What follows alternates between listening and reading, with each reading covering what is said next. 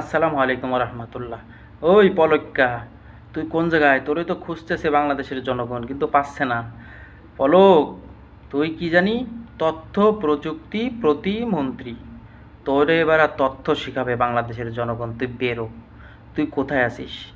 বাংলাদেশের 18 কোটি জনগণকে যে ভোগান্তি করাইছিস তুই, এর ফল তুই ভোগ করবি না? তোর সাথে তো অনেক দেনা পাওনা আছে বাংলাদেশের জনগণের।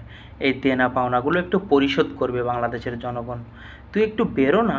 বেরোয় বাংলাদেশের জনগণের সাথে এই যে ছাত্রদের সাথে তোর যে দেনা পাওনা, এই দেনা পাওনাটা একটু পরিশোধ কর। ছাত্ররা যেটা ভাবে সেটা ছাত্রদের দিয়ে দে, আর তুই যেটা ভাবি সেটা তুই নিয়ে নে। ছাত্ররা তো তোর সাথে দেনা পাওনা পরিশোধ করতে চায়। তুই তো পলাতক থাকলে হবে না দাদা। তুই একটু বেরো। তুই তো তথ্য প্রযুক্তি প্রতিমন্ত্রী। তোর তো অনেক হ্যাডাম। হ্যাডাম, এই কুত্তার বাচ্চা, তোর তো অনেক হ্যাডাম। তুই একটা প্রতিমন্ত্রী। তা তুই এখন কোথায়? তুই একটু বেরো। তুই একটু বেরো।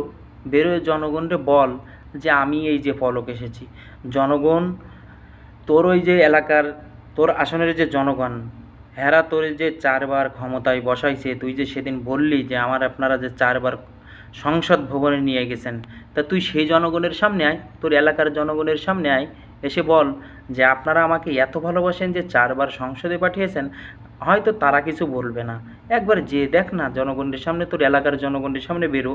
তোর পাড়ার, তোর বাড়ির যে আশেপাশের জনগণ আছে না, তাদের সামনে বেরো। ঠিক আছে?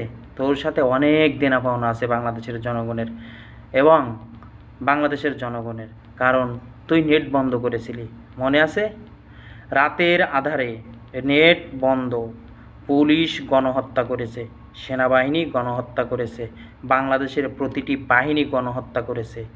তুই যদি নেট বন্ধ না করতিস এই কুত্তার বাচ্চা, তাহলে এই হত্যাগুলো প্রকাশ পাইতো। গণভবনে যে গণকবর দিয়েছিস, তোকে ওই গণভবনের নিচেই পুঁতে রাখা হবে। যত ছাত্রদেরকে পুঁতে রাখছিস জানাজা ছাড়া গণভবনের ভিতরে, এটা বাংলাদেশের লোকজন জানে, বাংলাদেশের আপামর জনতা জানে। সুতরাং তোকেও ওই গণভবনের নিচে পুঁতে রাখা হবে। আর বাংলাদেশের ছাত্র জনতাকে তো গুলি করে মেরে গণভবনের ভিতরে পুঁতে রাখছিস জানাজা ছাড়া। আর তোকে যে এমন করুণ মৃত্যু উপভোগ করতে হবে রে পলক, তুই তো ঠিক পাচ্ছিস না। তুই একটু বেরো। ঠিক আছে? কোথায় আছিস? জনগণের সাথে একটু দেখা কর। নেট লাগবে, আমাদের এমবি লাগবে। দাদা, তুমি যদি এমবি না দাও, তুমি যদি নেট চালু না করো, তাহলে আমরা আত্মীয় স্বজনদের সাথে কথা বলবো কীভাবে?